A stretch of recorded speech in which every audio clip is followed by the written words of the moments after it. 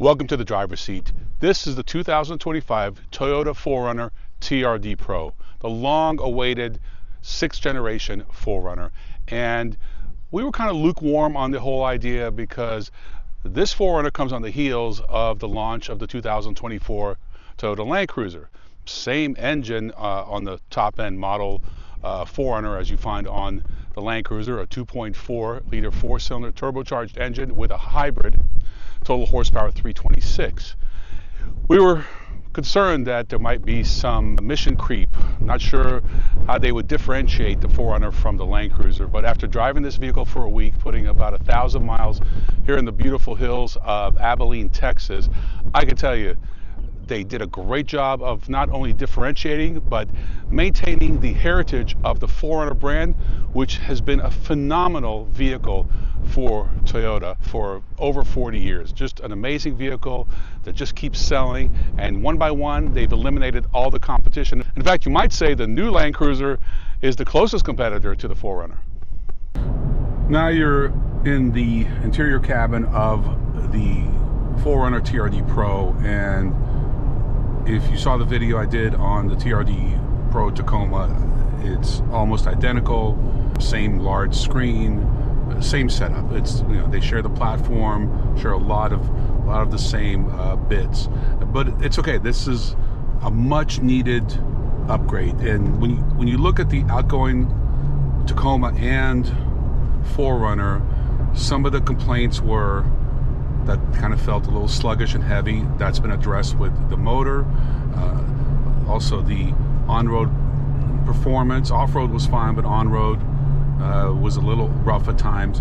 But the biggest complaint was the infotainment, the technology. It just was a very dated vehicle, and Toyota didn't want to invest into updating the technology for that old body style, so they waited until this one. So a lot has gone into this. So it's, when you saw that new Tacoma, it wasn't just about the Tacoma, it was also about the 4Runner, and they nailed it. Just everything about it is really ideal, except the same challenges I've had with all of Toyota's infotainment, which is how you go back and forth on the radio stations from XM to FM, etc. It just makes you go through extra steps that are not required. Nevertheless, minor thing. As you can see here, that piano black hood scoop really kind of bugs me, and had the same issue with the Tacoma.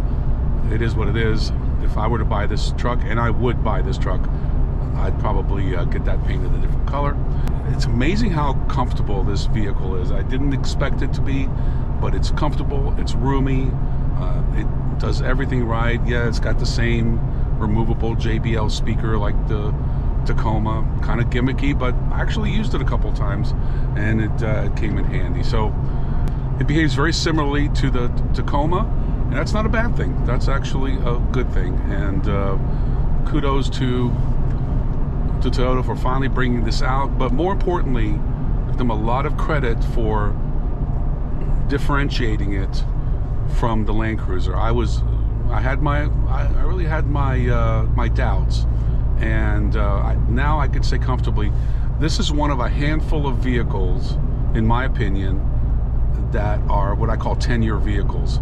A vehicle that a new vehicle you could buy in 2025 that will not only last 10 plus years, but will hold up. Reliability, its resale value, its ability to please the driver on a daily basis, whether you're off-road, on-road. Just wonderful layout, great job, and to be honest, no real competitors. In fact, I might say that the closest competitor to the 4Runner is the Land Cruiser. It's more expensive, it again packaged a little bit differently, but if you think about body on frame, mid-size SUVs, those are the two closest competitors. And but they've done a good job again in differentiating. The 4Runner shares the platform with the Tacoma, and the top two trim levels for the Tacoma are the TRD Pro and Trail Hunter, and the same goes for the 4Runner. And those two top out around $69,000 with options. This one, for example, is $72,000, and I'm very impressed with it. The few things I don't like about it really is the same issue I had with the Tacoma. These piano black fender flares and piano black hood scoop, I don't like it. It's very reflective. You can see all the scratches, and I just think it makes the vehicle look a little cheaper. I would have preferred a matte finish, but minor complaints. As you can see, it has a very aggressive stance. You got the light bar, plenty of LEDs. Lighting is certainly not a problem for this vehicle, and it's really geared to get out and go. So TRD Pro, think more Baja style, Trail Hunter more Rubicon. So that's kind of how they're differentiating the two lines. Everything from the suspension, the tires, and the roof rack has been carefully thought out to make this vehicle just ready to go off-roading. Again, this is more Baja style. You got a little more travel, different suspension than the Trail Hunter. Both very capable. Both have all the off-road bells and whistles, crawl control. You could even disconnect the front sway bar up to 18 miles an hour. And that way, if you're going with some serious rock crawling, and you're not going to have to worry about one tire maybe being up in the air, because when you disconnect it, that allows for all four tires to stay on the surface at all times. There is a third row option, but I think it's ridiculous. This vehicle has plenty of cargo room. You can see that we have really, we've really taken advantage of it. You got golf clubs, duffel bags, etc. But I like this configuration just the way it is. One of the things I really like is that you can control the rear window with these buttons. You can do it from the inside as well.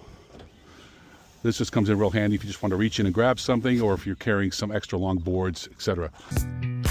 The 2025 4Runner is available in 16 different trim levels, starting with the base SR5 and two-wheel drive at $41,570, and a fully loaded TRD Pro, which we drove here today, starts at $67,900, but as mentioned, our test model was at $72,000. All of the changes that Toyota made for the all-new 4Runner are impressive and well received. The only question remains is whether or not the turbo or the turbo with the hybrid can be as reliable as the outgoing V6 model. Time will tell. I'm Ron Doran. Thanks for watching. We'll see you next time on The Driver's Seat.